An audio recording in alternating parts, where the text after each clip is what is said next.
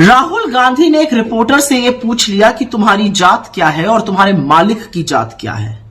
यह सवाल बिल्कुल सटीक निशाने पर लगा है, पर इस सवाल से मीडिया के जो बड़े बड़े मठाधीश हैं वो बड़े उत्तेजित, आक्रोशित और विचलित नजर आ रहे हैं, टूट पड़े हैं राहुल गांधी पर। लेकिन यह सवाल जितना गंभीर और जितना गहरा है और जितना वाजिब है, उससे उत्पन्न उत्तेजना उतनी ही सतही, उतनी ही हल्की, उतनी ही सस्ती है। हमारे देश में पत्रकारिता का एक गौरवशाली इतिहास रहा है।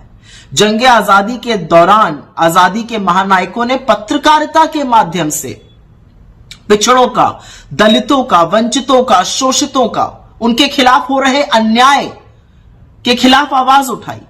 गांधी जी ने तो अपने अखबार का नाम ही हरिजन रखा था। तब पत्रकारिता व्यवसाय नहीं थी। आजादी आई, पत्रकारिता का व्यवसायीकरण हुआ, और यह सच है कि संपादक और पत्रकार अधिकांश एक ही वर्ग से आने लगे। वो अधिकांश सवर्ण वर्ग के थे और जो उनके मालिक थे वो अधिकांश वैश्य थे। उठाकर देख लीजिए किसी भी बड़े मीडिया हाउस को, आज भी 2024 में एक भी संपादक मेन स्ट्रीम मीडिया का ना एससी है, ना एसटी है, ना ओबीसी है, जबकि उनकी जनसंख्या 73% है। तो उनका प्रतिभाग कहां है, उनका रिप्रेजेंटेशन कहां है? यही सवाल तो राहुल गांधी जी ने उठाने की कोशिश की है। इसी सवाल का तो जवाब वो आपसे मांग रहे हैं। बजाय इसका जवाब देने की कि इन लोगों का 73% का रिप्रेजेंटेशन कहां है, राहुल गांधी पर टूट पड़ना इसका जवाब नहीं है, उस पर बरगलाना इसका जवाब नहीं है। और क्या ये लोग उन लोगों की आवाज बन सकते हैं? क्या ये समझ सकते हैं उनकी पीड़ा?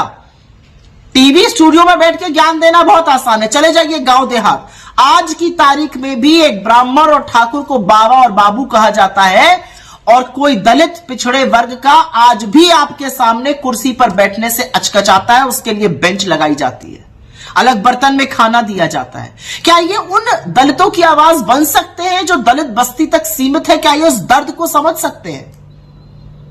टीवी स्टूडियो में चकाचौंध में टाई पहनकर आदिवासियों को वन में रहने की हिदायत देने वाले लोग, उनको कोयला चोर घोषित कर देने वाले लोग, ये बनेंगे शोषितों, दलितों, वंचितों, आदिवासियों, अल्पसंख्यकों की आवाज?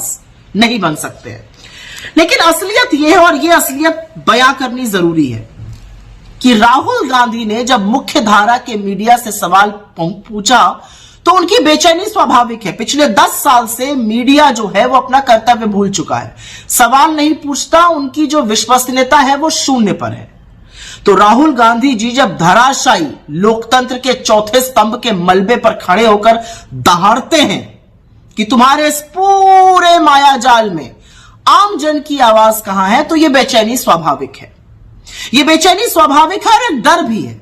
डर इस बात का है कि चाहे वो दलित, शोषित, वंचित, आदिवासी, अल्पसंख्यक, पिछड़े वर्ग के लोग हो जो 73% है, चाहे वो गरीब हो, अभिजात्य वर्ग के, वो इनसे सवाल पूछेंगे कि बेरोजगारी के सवाल कहां है, महंगाई के सवाल कहां है, आर्थिक असमानता के सवाल कहां है, क्यों पर्चे लीक हो रहे हैं, क्यों हमारे बच्चे बेरोजगार घूम रहे हैं। इनको डर है कि अगर उन्होंने अपने मुद्दों पर वैकल्पिक मीडिया को ढूंढ लिया तो इनके प्रचार प्रसार का क्या होगा, इनके कारोबार का क्या होगा।